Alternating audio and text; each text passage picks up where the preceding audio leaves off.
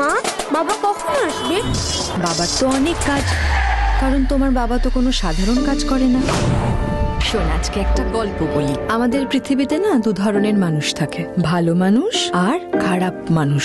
এই খারাপ মানুষের শক্তি যখন বেড়ে যায় তখন পৃথিবীটা পাপের অন্ধকারে ঢেকে যায়, আর এই পাপের অন্ধকার সরিয়ে ভগবান ভালো মানুষকে পাঠায়।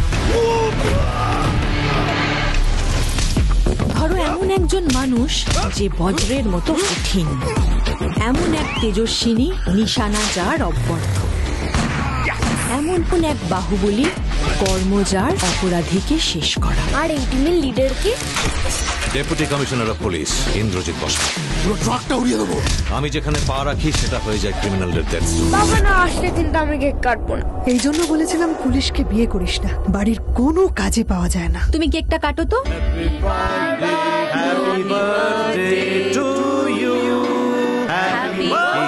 কেমন বাবা মনে হচ্ছে একেবারে যুদ্ধ জয় করে ফিরল।